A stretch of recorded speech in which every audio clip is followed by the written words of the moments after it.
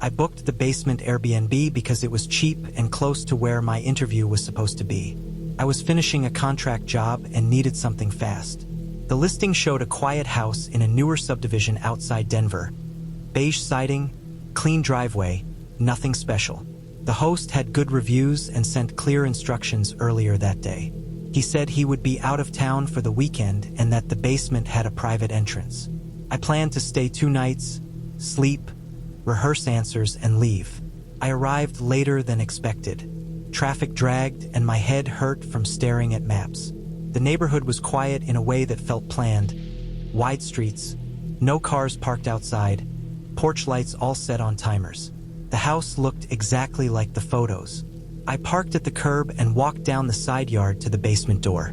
The light above it was on. There was a lockbox mounted next to the frame. The box was empty. I checked it twice. I opened and closed it slowly, then faster, like the key might be stuck in a corner. Nothing. I pulled out my phone to reread the instructions and saw the same code. I tried again. Still nothing. I stood there longer than I should have, rubbing my face, feeling stupid. I was tired, hungry, and already late. I tried calling the host, but the call dropped before it rang. I had one bar that flickered and vanished. I tested the door handle out of habit. Turned. The door opened with a soft scrape. I stood there for a few seconds, listening. Nothing moved. I told myself I misunderstood the instructions and that the key was meant to be inside. It made sense in a lazy way. I stepped in and locked the door behind me. The basement was clean and dry. It smelled faintly like laundry soap and dust. The ceiling was low, with recessed lights that gave off a warm glow. There was a small couch, a desk, a bed tucked into a corner, and a bathroom with a shower that looked recently scrubbed. Everything matched the photos. No clutter, no personal items. It felt unused but maintained, like a place set up only for guests. I dropped my bag by the bed and sat for a minute, letting the quiet settle. The house above me felt empty. No TV noise, no footsteps, no pipes running. I ate a protein bar and drank water from the tap. The water ran cold and clear. I washed my hands and noticed the sink cabinet was closed, the kind with a cheap magnetic latch. I lay down fully dressed and stared at the ceiling. My phone showed no signal again. I set an alarm anyway and closed my eyes. Sometime after midnight, a sound pulled me out of sleep. It was faint at first, like metal touching metal. I thought it was part of a dream. Then it happened again, slower this time. I recognized it as a lock turning. The sound came from above me. I sat up and held my breath. The basement door was solid, but sound carried through the vents. I heard the front door unlock upstairs, then open, then close. The lock turned again. It was done carefully, not rushed. That part stuck with me. Whoever it was did not fumble or hesitate. Heavy footsteps crossed the living room above. They moved at a steady pace, heel first, like someone wearing boots. The steps did not pause. They crossed from the front of the house toward the back, then stopped. I could hear fabric brushing, maybe a jacket. I could hear breathing, slow and controlled. I did not move. I did not reach for my phone. I stayed frozen on the edge of the bed, listening to my own heartbeat in my ears. The footsteps moved again, closer to where the basement stairs would be. They stopped directly above me. Nothing happened for a long time. I counted breaths to keep myself calm. I thought about the host being out of town. I thought about how the door had been unlocked when I arrived.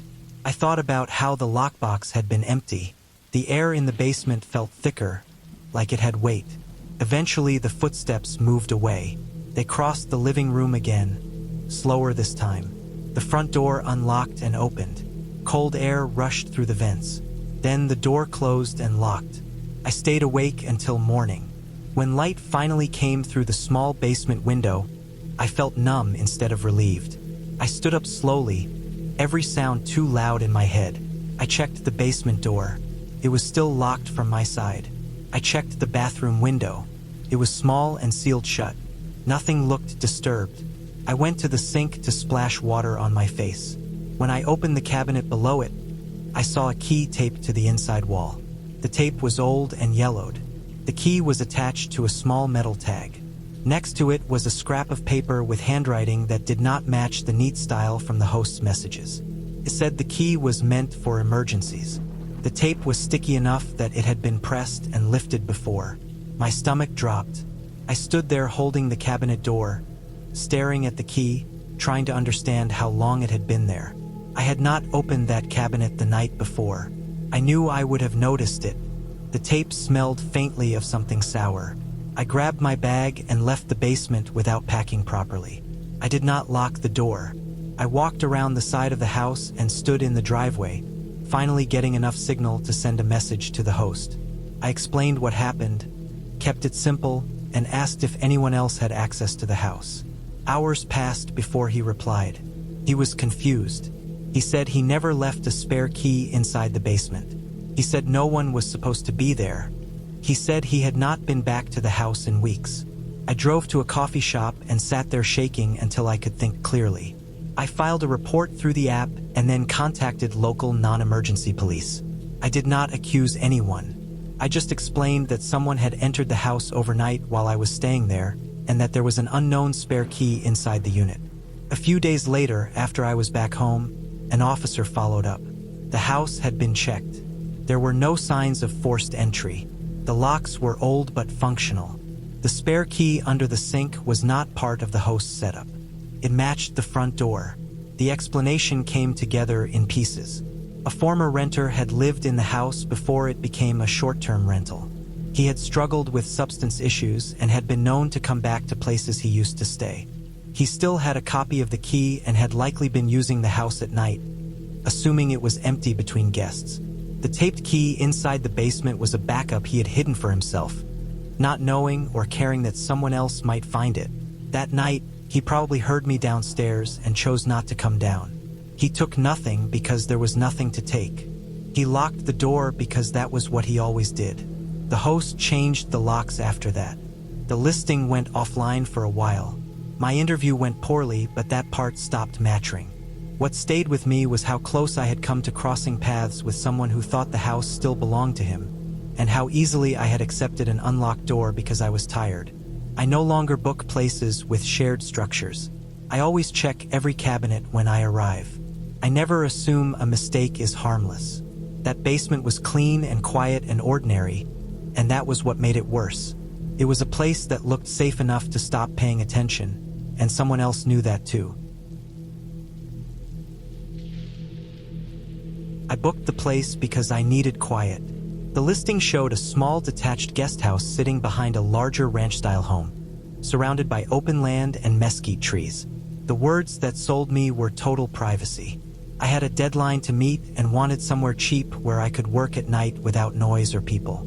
Rural Texas felt empty enough for that. The photos showed a gravel drive, a separate entrance, and nothing else nearby. No neighbors, no shared spaces. The host had good reviews. Most mentioned how peaceful it was. I arrived just before sunset. The drive from the highway took longer than expected. The paved road turned into packed dirt, then loose gravel. Dust followed my car the entire way. Cell service dropped to one bar and stayed there. The main house sat back from the road, lights already on inside. The guest house was about 50 yards away. A small rectangular building with one window facing the main house and another facing open land. It looked like a converted workshop. The door opened with a keypad. Inside, everything smelled clean and faintly like lemon cleaner. The space was simple. One bed, a small table, a kitchenette with a hot plate and mini fridge, and a bathroom with a narrow shower. The walls were thin drywall painted off-white. There was a vent near the ceiling on the wall facing the main house, likely for air circulation. I noticed it but didn't think about it.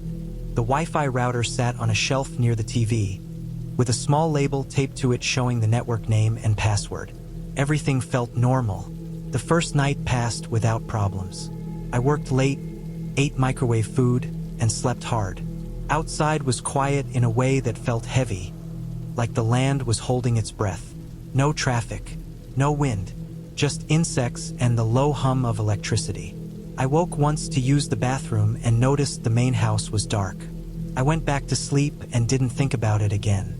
The second day was hot. Even with the AC running, the air inside felt thick. I spent most of the afternoon inside working, then took a short walk around the property before sunset. I stayed close to the guest house. The land stretched flat in every direction, broken by fences and dry grass. From where I stood, I could see straight into the main house windows, though the glare made it hard to see inside. Curtains were open in most rooms. I didn't see anyone. The stillness made me aware of how visible I was standing there, so I went back inside. That night, I settled into bed around midnight with my laptop. I planned to finish one last task before sleeping. About 20 minutes later, the Wi-Fi cut out. At first, I assumed it was the rural connection. I waited a few minutes. Nothing came back. The router lights showed one red indicator where there had been green before. I unplugged it and waited. When I plugged it back in, most of the lights returned, but one stayed dark. I crouched closer to check the back of the router. As I did, I noticed a faint blue light reflecting on the wall above me.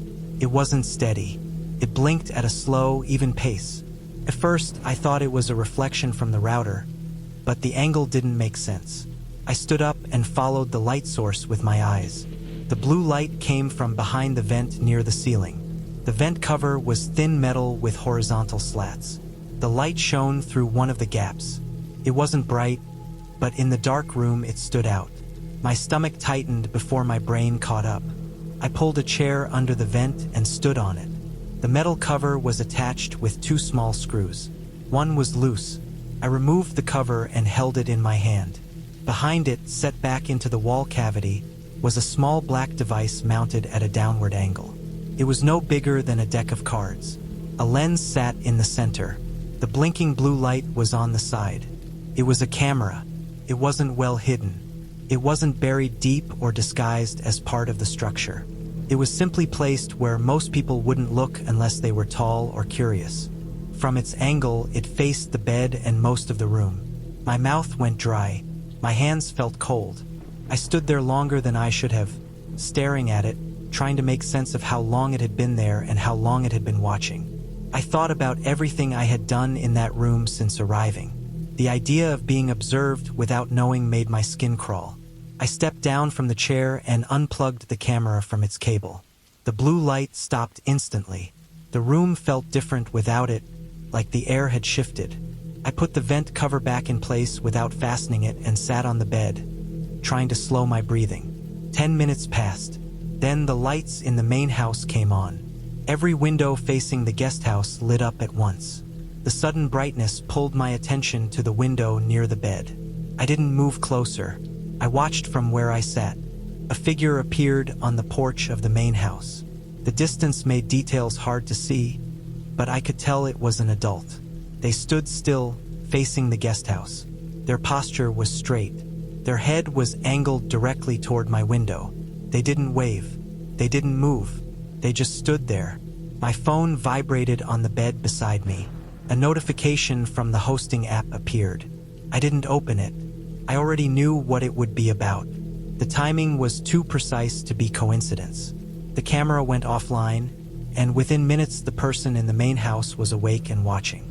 I turned off the lamp and moved quietly around the room. I packed my bag with shaking hands, forcing myself to move slowly so I wouldn't make noise.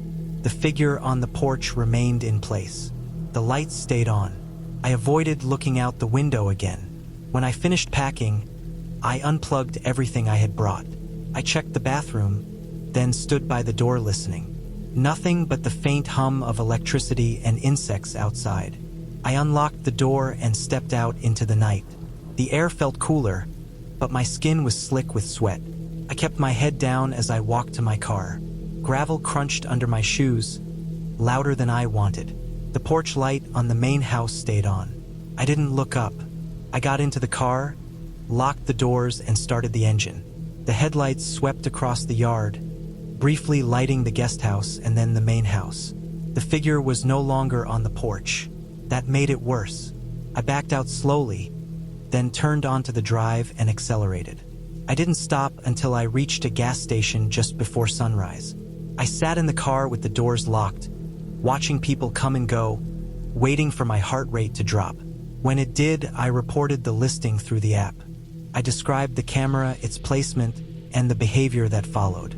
I included photos I had taken of the vent and the device before unplugging it. I didn't sleep that morning. I drove home instead, replaying the night over and over, wondering how many other people had stayed there believing the promise of privacy. The next day, I checked the app again. The listing was gone. The host profile was unavailable. There was no follow-up message, no explanation, no apology, just an empty space where the guest house had been advertised. I still think about that blinking blue light when I stay anywhere unfamiliar. I check vents. I check corners. I never assume privacy exists because someone promises it. What happened wasn't dramatic or loud. It didn't involve a chase or a confrontation. It was quiet, controlled, and deliberate. That is what stays with me, the certainty that someone was watching, and the moment they realized I knew. I rented the apartment because it was close to the conference center and cheaper than the hotels. It sat on the third floor of an older brick building on a quiet side street in Chicago. The listing described it as private, clean, and ideal for business travel. The photos showed neutral furniture and large windows. Nothing about it raised concern. I planned to stay 4 nights, attend sessions during the day, and work from the apartment in the evenings. I arrived in the early afternoon. The building smelled like dust and old paint, the kind of smell that settles into places that have been standing for decades. The hallway carpet was worn thin down the middle. The apartment door opened with a keypad. Inside, the space was small but tidy. A couch pressed against one wall, a narrow table by the window, and a compact kitchen tucked into the corner. The fridge stood beside a tall cabinet. Everything looked staged but functional, like it had been reset many times. I dropped my bag and walked through the apartment to get a sense of it. The bedroom held a full-size bed with plain gray sheets. The bathroom was narrow but clean. The windows faced the street below. I could hear traffic in the distance, muted by the glass. It felt safe enough. When I opened the fridge to put away groceries, I noticed a sheet of paper taped to the door. It was a weekly schedule printed on white paper, the kind used in offices. It was divided into days, each day broken into time blocks. Several names were written in pen beside different times.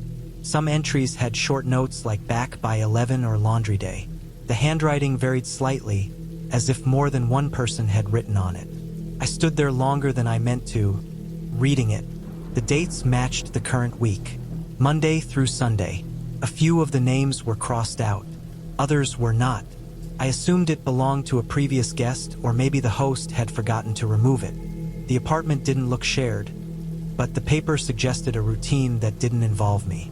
I took the paper down and placed it on the counter. I considered throwing it away, but something about it made me hesitate. It felt too deliberate to be trash. I folded it and set it in a drawer instead. The first night passed without incident. I returned from the conference tired, reheated food, and worked at the table until late. The building settled into quiet after 10. Occasional footsteps passed in the hallway. Pipes knocked faintly in the walls. I locked the door, checked it once more before bed, and slept. The second day followed the same pattern. Sessions, crowds, noise, then the relief of leaving and returning to the apartment. That evening, I felt more aware of the space. The quiet felt sharper. I noticed how the floor creaked near the kitchen and how the fridge hummed louder than expected. Around 10, I remembered the schedule. I took it out of the drawer and spread it on the table. One entry caught my attention. On Tuesday, beside a name I didn't recognize, it read back by 11. The time block ended at 11:15. I checked the clock on my phone. It was just after 10. I told myself it meant nothing. The paper likely belonged to someone else. Still, I locked the door again and slid the deadbolt. At 11:07 p.m., the door handle turned. It moved slowly, deliberately, once, then again. The metal made a soft clicking sound as it met resistance. Whoever was on the other side didn't knock. They didn't rush. The handle turned a third time, harder, then stopped. I stood frozen near the bedroom doorway, my heart pounding so hard I could feel it in my throat. I didn't move toward the door. I didn't make a sound. After a few seconds, footsteps retreated down the hallway. I waited long after the noise faded before I exhaled. I checked the lock without opening the door. It was secure. The deadbolt was still in place. I spent the rest of the night awake, listening to every sound the building made. Each creak felt intentional. Each distant noise pulled my attention back to the door. In the morning, the apartment felt different. The light through the windows looked harsher. I moved through the space with caution, half expecting something to be out of place. Everything looked the same. The door showed no sign of tampering. When I went to the kitchen, the paper was back on the fridge. It was taped in the same place as before. I stared at it, confused. I knew I had put it in the drawer. I hadn't taken it out again. I stepped closer and felt a chill spread through my chest. A new name was written on the schedule. Mine. It sat beside a time block on Wednesday evening. The handwriting matched one of the other entries. Next to my name was a short note. Back late. I checked my phone to be sure of the date. It was Wednesday morning. I stood there for a long time trying to find a logical explanation. The host must have entered the apartment, but there was no sign of forced entry. The door used a keypad. I hadn't been notified of anyone coming in. The idea that someone had been inside while I slept made my stomach turn. I packed my bag immediately. I didn't shower. I didn't eat. I moved quickly, keeping my eyes on the door as I worked. Before leaving, I took photos of the schedule on the fridge, the lock, and the hallway outside the apartment.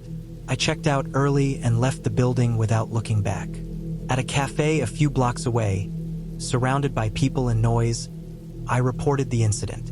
I described the schedule, the door handle, and my name appearing on the paper. I sent the photos. The platform refunded my stay within hours. The host responded later with a brief message claiming it was just a joke, something meant to be funny. That explanation didn't match the details.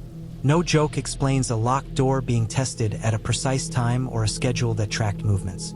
What unsettled me most was not the attempt to enter, but the planning behind it. The schedule suggested routine.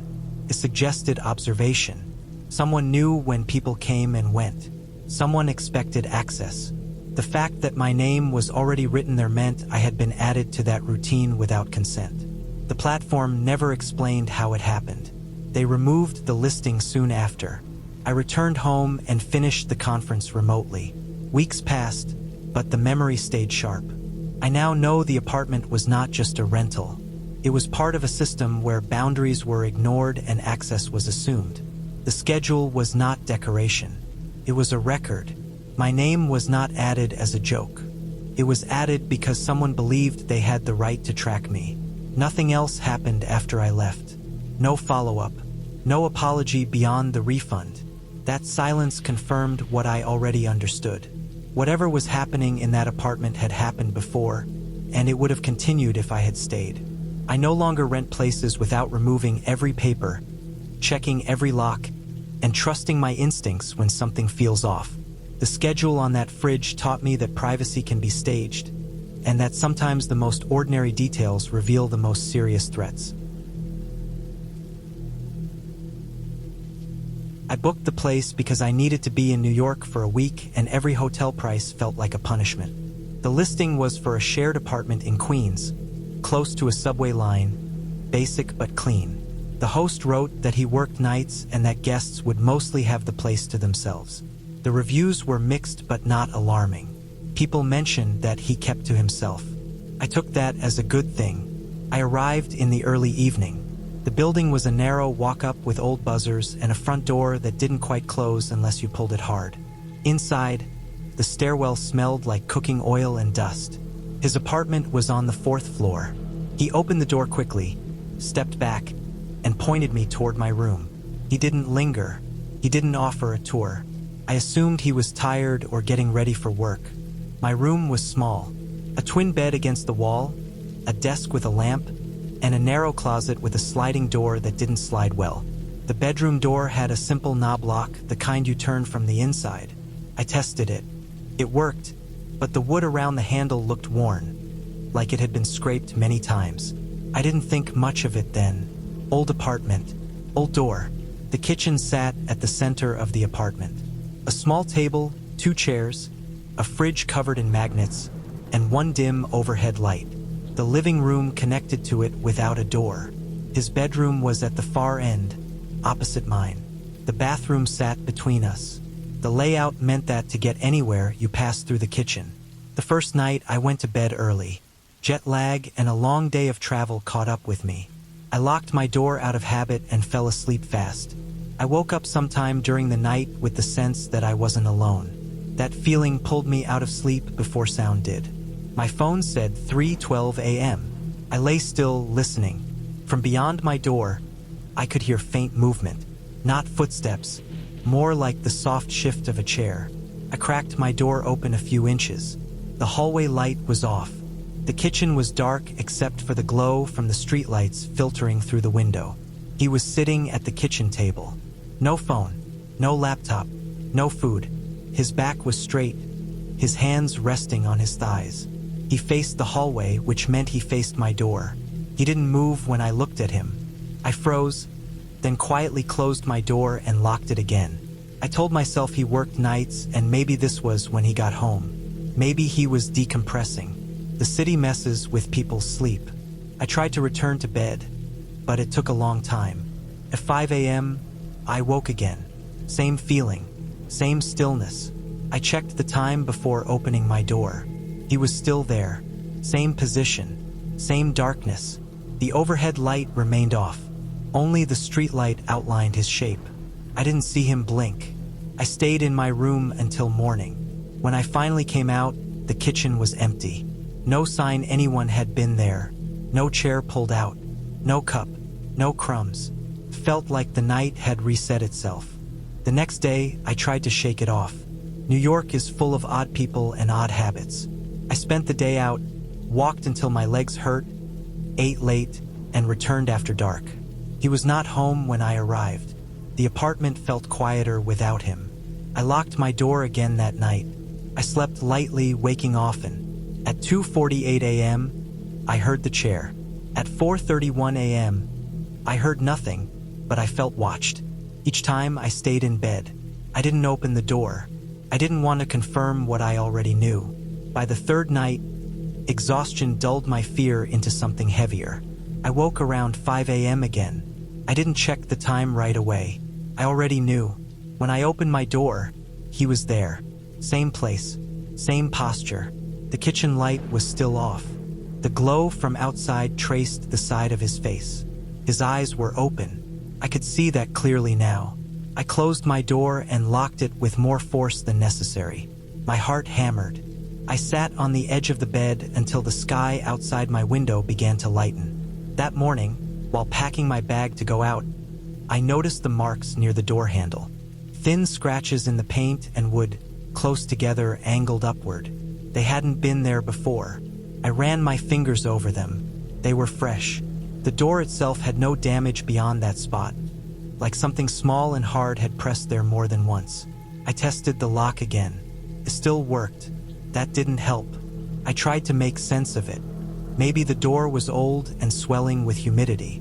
Maybe I just hadn't noticed before. But the placement bothered me. Too close to the handle. Too deliberate. I left the apartment early and stayed out most of the day. I didn't want to be alone with him. When I returned in the late afternoon, he was home, standing in the kitchen. The lights were on. He looked normal in daylight. Ordinary. Nothing about him stood out. That almost made it worse. I gestured toward the scratches on my door and asked about them. He responded calmly, explaining that he liked to check on guests during the night to make sure nothing was wrong. He framed it as concern, as responsibility, as part of being a good host. His explanation did not match his behavior. Checking on guests did not require sitting motionless in the dark for hours. It did not require testing a locked door. It did not require silence. I didn't argue. I nodded, went back into my room, and packed everything. I didn't wait for night. I didn't finish my stay. I booked another place while sitting on my bed and left before evening. I reported the stay after I reached a hotel. I described the nights, the kitchen, the scratches, and his explanation. The platform refunded part of the stay. They said they would look into it. I never heard anything else. What stayed with me was not fear in the usual sense. It was the steady awareness that someone believed watching was normal. That silence was acceptable. That boundaries were flexible. The apartment had no cameras that I could see. No hidden rooms. Nothing illegal on the surface. Just a man who sat in the dark, night after night, facing a locked door, waiting to see if it would open. I still think about that chair in the kitchen. How it never moved. How the light stayed off. How he was always already there when I woke, as if he had been sitting long before I became aware of him. I now avoid shared rentals entirely. Saving money is not worth the cost of realizing too late that someone else decides when you are safe and how closely you are watched while you sleep. I rented the cabin because I needed distance from people who knew me too well. The breakup had hollowed me out in a way I could not explain to friends without sounding weak. I wanted quiet, cold air, and a place where my phone barely worked. The listing showed a small mountain house at the end of a gravel road, surrounded by trees and nothing else. The photos looked honest, with siding, a porch with 2 chairs, a narrow driveway, and a view of slopes that dropped away into forest. The reviews talked about peace, isolation, and good sleep. The drive up took longer than expected. The road narrowed as I climbed, twisting through pines that blocked most of the sky. My phone lost signal 20 minutes before I arrived. By the time I reached the driveway, the light was fading. The cabin sat back from the road, just far enough to feel cut off. No other houses were visible. The air smelled clean and sharp. I turned off the engine and listened. Wind moved through the trees. Nothing else. The host arrived a few minutes later in an older truck. He parked behind me, stepped out, and walked over with an easy smile. He greeted me warmly and used a name that was not mine. He said it once, clearly, like it was practiced. I corrected him. The change in his face was small but real. He apologized right away, fast and smooth, as if he had already rehearsed the correction. He explained the basics of the cabin with quick gestures, pointed out the power switch, the water, the heater. He did not linger. He drove off, gravel crunching under his tires until the sound faded down the road. I stood there longer than necessary, replaying the moment in my head. People mix up names all the time. Hosts manage many guests. I told myself that. Still, the way he had said the wrong name stayed with me. It had not sounded like a guess. It had sounded like recognition. Inside, the cabin was warm and smelled faintly of cleaning solution and old wood. The living area was one room with a small kitchen along one wall. A narrow hallway led to the bedroom and bathroom. Everything was neat but not staged. The couch had a worn dip in the middle. The coffee table had light scratches. The place felt lived in, not just rented out. I unpacked slowly, placing things where they fit without thinking. The quiet pressed in as night fell.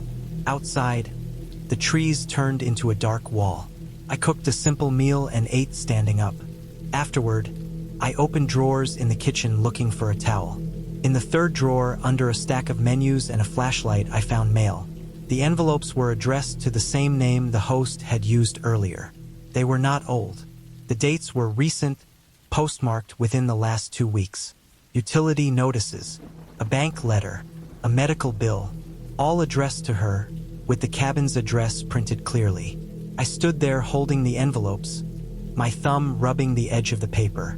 This was not leftover mail forgotten by a past guest. It was current. It belonged to someone who still received things here, someone tied to this place. I put the mail back where I found it and closed the drawer. The cabin felt different after that, like it had shifted slightly out of alignment. I checked the bedroom. The bed was made with plain sheets. The closet held extra blankets and nothing else.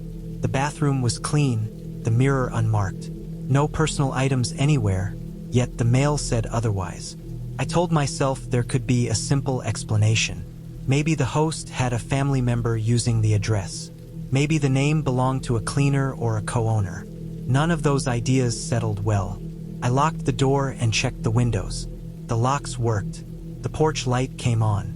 I turned off the inside lights and sat on the couch, letting my eyes adjust to the dark. The forest outside absorbed everything. No distant houses, no glow, just black shapes against darker ones.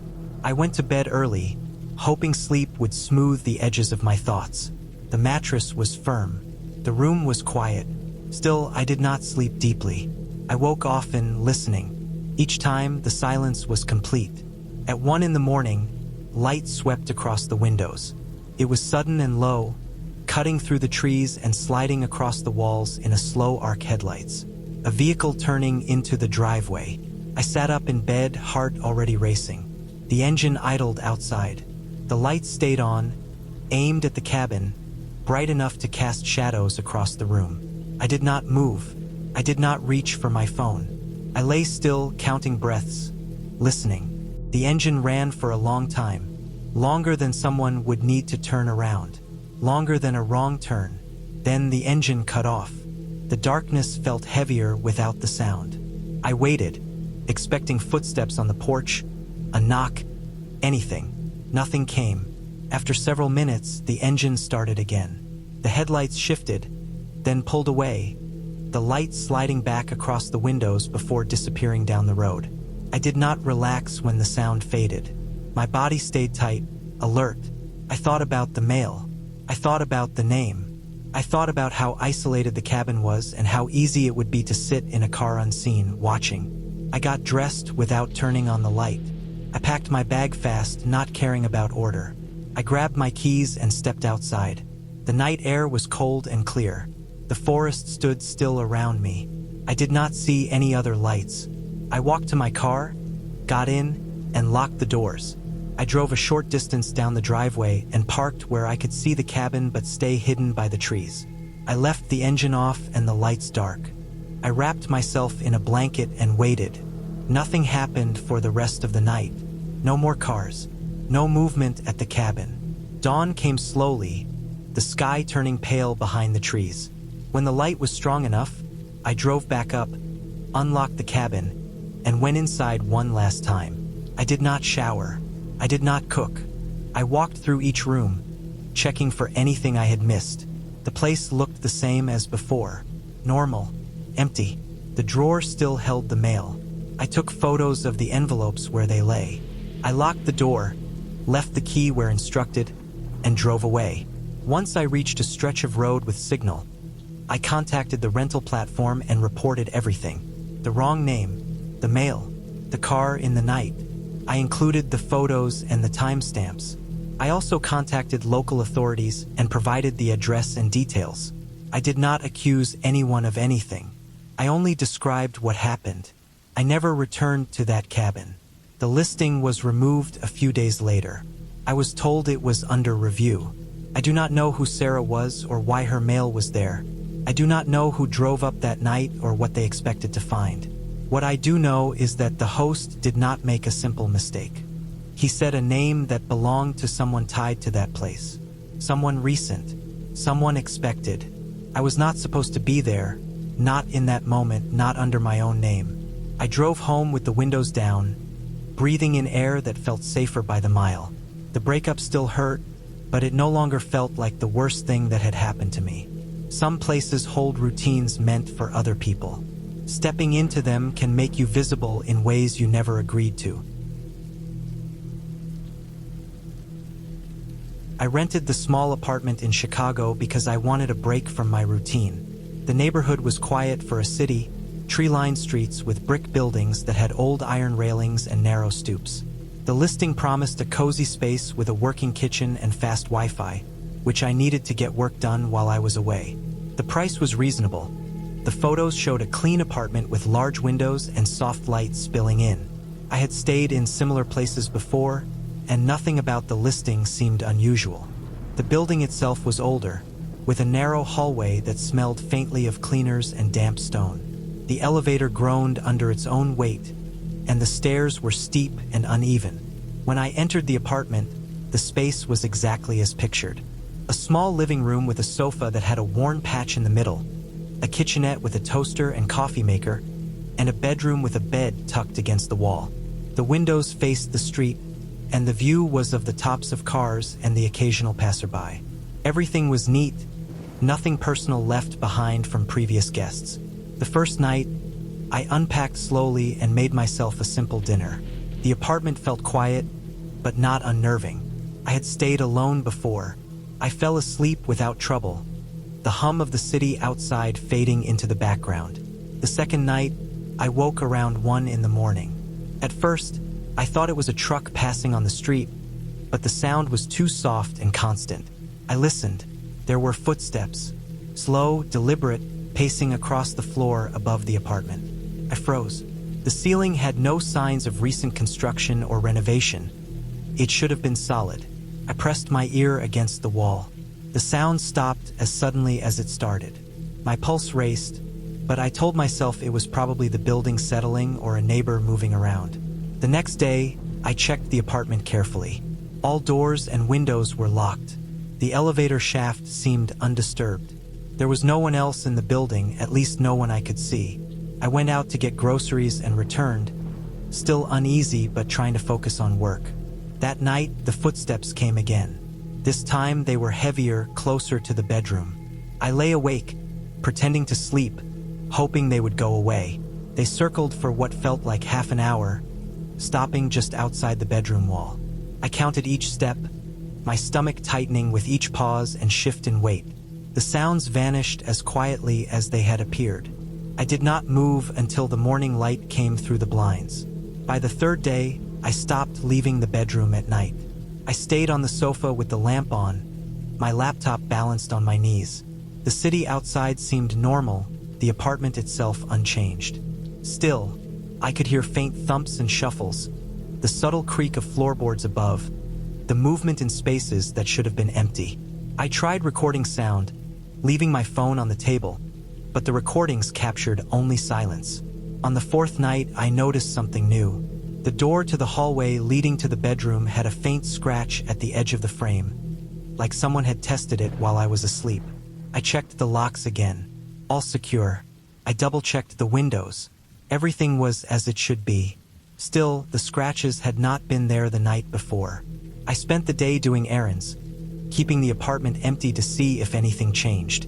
When I returned, I found a small envelope tucked under the sofa cushion. It contained a note with a single line written in neat, small handwriting. "You shouldn't have heard." My hands shook as I held it. I did not touch anything else in the apartment. I did not call the host. I left the note in place, sat on the sofa, and stared at the walls. That night, I did not try to sleep. I packed a small bag quietly, leaving clothes folded in the drawers, leaving personal items in a single tote. The city outside was quiet. I waited for the sounds, but they did not come. I wondered if whoever had been moving around had realized I had seen the note. I stayed alert until the first light of morning.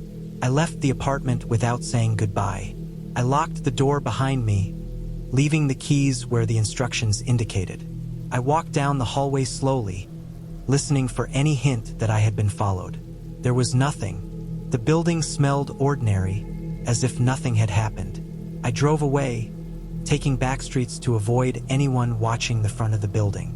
I stopped for coffee an hour later and sat in the car, breathing steadily, trying to process what had happened. The note, the footsteps, the scratches, each detail replayed in my mind, but there was no explanation. The apartment had looked normal, the building had seemed ordinary, yet someone had been inside watching or moving while I was there. I reported everything to the platform later that day, including a description of the noises, the note, and the scratches on the doorframe. I also contacted local authorities to file a report. The apartment was eventually removed from the listings. I never heard from the host, and I do not know if anyone else experienced similar disturbances. Even months later, I remember the sound of those footsteps and the faint scratch at the edge of the doorframe. I avoid apartments with upper floors that are accessible, inspect locks, and pay attention to small details that could indicate someone has been inside. I never returned to that neighborhood. Some places appear ordinary, but ordinary does not always mean safe.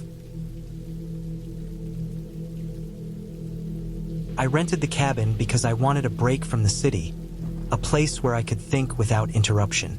It was a small, rustic house tucked into a pine grove just outside Asheville, North Carolina. The photos online showed a modest porch, a wood-burning stove, and large windows that looked out onto a slope covered in trees. The reviews were good, almost routine. People wrote about the quiet, the stars, and how easily you could forget the outside world. I was traveling alone, which felt like both a comfort and a challenge. I wanted isolation, but not the kind that made you feel unsafe. The drive up the mountain road was narrow and winding. My phone lost signal halfway through. The air smelled faintly of pine and wet earth. By the time I reached the cabin, the sun had dipped behind the ridge, leaving long shadows across the gravel driveway. I parked and walked up the porch steps. The wood creaked under my feet. The door opened without resistance. Inside, the house smelled like wood polish and faint smoke from the previous winter. Everything looked tidy, almost sterile. The floors were varnished pine. The walls were neutral paint over old wood. The furniture was simple but comfortable. I unpacked slowly, placing my clothes in the drawers, setting my bag on the bed. The first night was quiet. Only the wind moved through the trees. I slept well, though I woke a few times thinking I had heard a branch snap close to the window. I brushed it off as the forest settling. On the second night, I woke around midnight to a faint hum.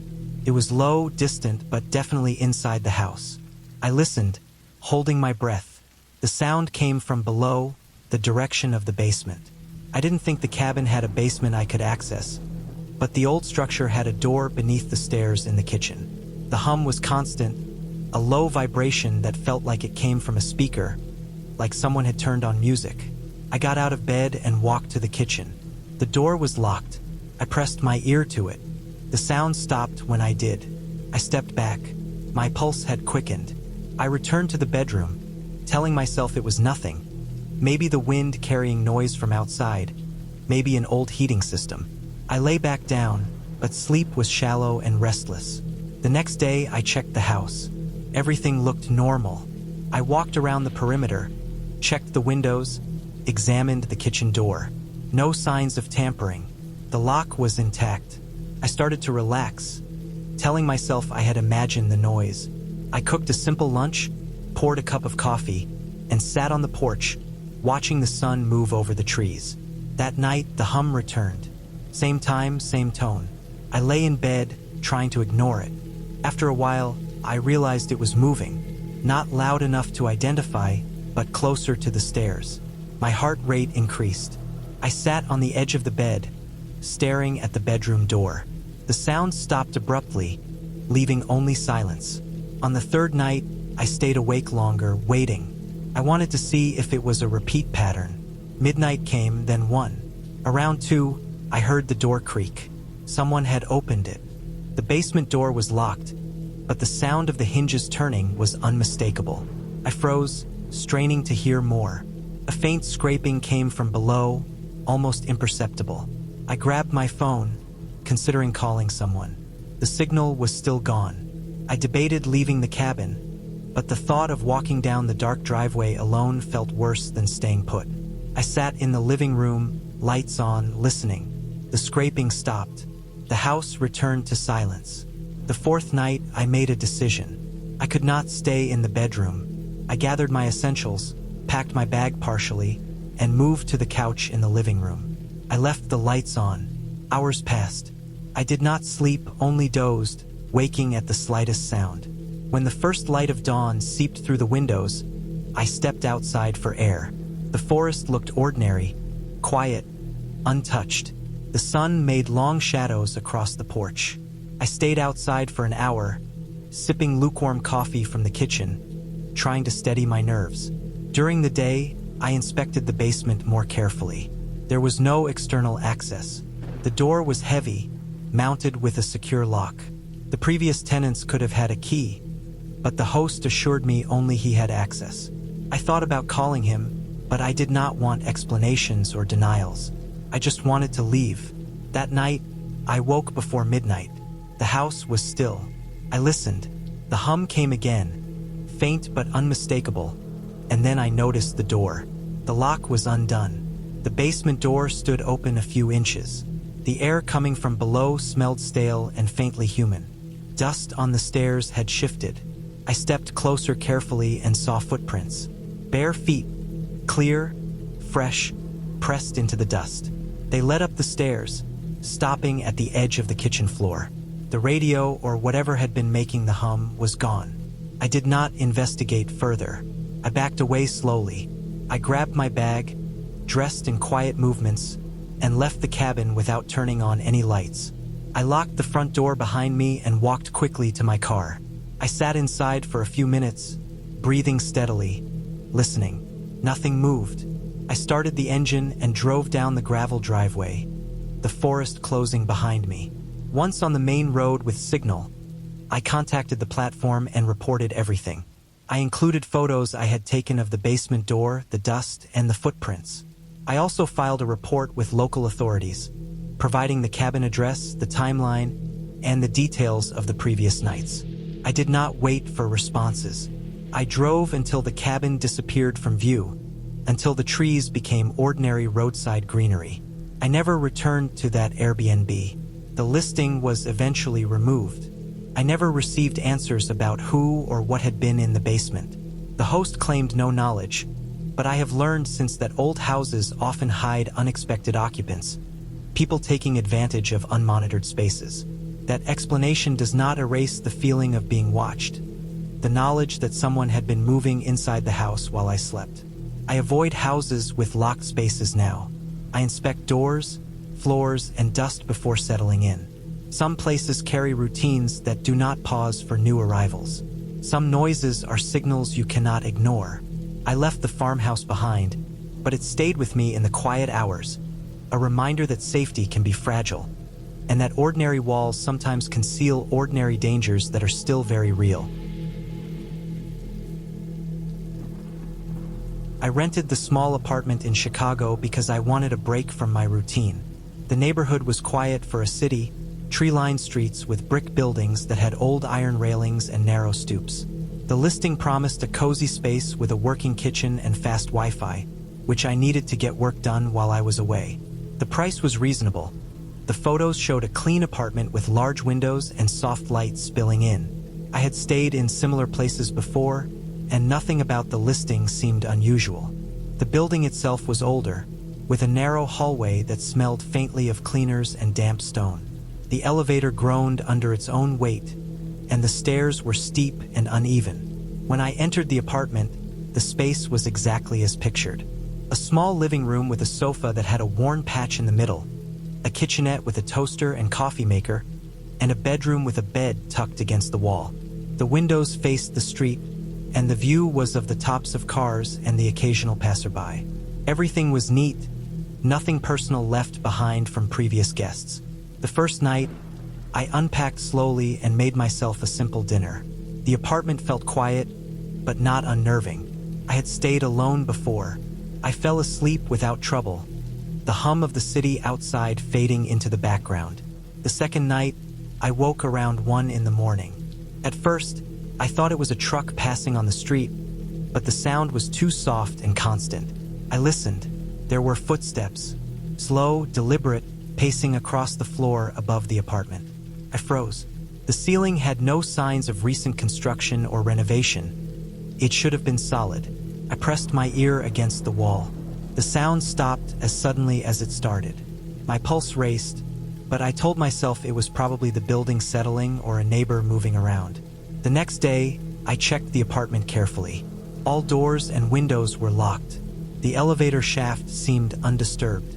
There was no one else in the building, at least no one I could see. I went out to get groceries and returned, still uneasy but trying to focus on work.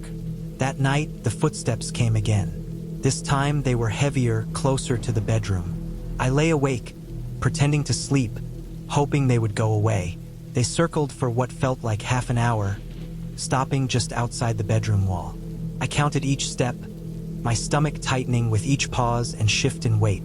The sounds vanished as quietly as they had appeared. I did not move until the morning light came through the blinds. By the third day, I stopped leaving the bedroom at night. I stayed on the sofa with the lamp on, my laptop balanced on my knees. The city outside seemed normal, the apartment itself unchanged. Still, I could hear faint thumps and shuffles, the subtle creak of floorboards above, the movement in spaces that should have been empty. I tried recording sound, leaving my phone on the table, but the recordings captured only silence. On the fourth night, I noticed something new. The door to the hallway leading to the bedroom had a faint scratch at the edge of the frame, like someone had tested it while I was asleep. I checked the locks again. All secure. I double-checked the windows. Everything was as it should be. Still, the scratches had not been there the night before. I spent the day doing errands, keeping the apartment empty to see if anything changed. When I returned, I found a small envelope tucked under the sofa cushion. It contained a note with a single line written in neat, small handwriting. "You shouldn't have heard." My hands shook as I held it. I did not touch anything else in the apartment. I did not call the host. I left the note in place, sat on the sofa, and stared at the walls. That night, I did not try to sleep. I packed a small bag quietly, leaving clothes folded in the drawers, leaving personal items in a single tote. The city outside was quiet. I waited for the sounds, but they did not come. I wondered if whoever had been moving around had realized I had seen the note. I stayed alert until the first light of morning. I left the apartment without saying goodbye. I locked the door behind me, leaving the keys where the instructions indicated. I walked down the hallway slowly, listening for any hint that I had been followed. There was nothing. The building smelled ordinary, as if nothing had happened. I drove away, taking back streets to avoid anyone watching the front of the building. I stopped for coffee an hour later and sat in the car, breathing steadily, trying to process what had happened. The note, the footsteps, the scratches, each detail replayed in my mind, but there was no explanation. The apartment had looked normal, the building had seemed ordinary, yet someone had been inside watching or moving while I was there. I reported everything to the platform later that day, including a description of the noises, the note, and the scratches on the doorframe. I also contacted local authorities to file a report. The apartment was eventually removed from the listings. I never heard from the host, and I do not know if anyone else experienced similar disturbances. Even months later, I remember the sound of those footsteps and the faint scratch at the edge of the doorframe. I avoid apartments with upper floors that are accessible, inspect locks, and pay attention to small details that could indicate someone has been inside. I never returned to that neighborhood. Some places appear ordinary, but ordinary does not always mean safe. My friend and I booked the cabin because we needed a break from work and the city. We found a listing for a small house in the woods outside Asheville, North Carolina.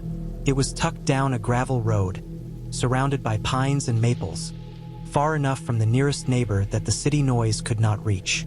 The photos showed a porch with 2 chairs, a narrow living room, and a bedroom with a large window facing the trees. The reviews were mostly routine, mentioning quiet nights, fresh air, and easy access to hiking trails. That was exactly what we wanted. Quiet, isolated, normal. The drive up the mountain was slow. The road was narrow, winding, and lined with low stone walls and thick trees.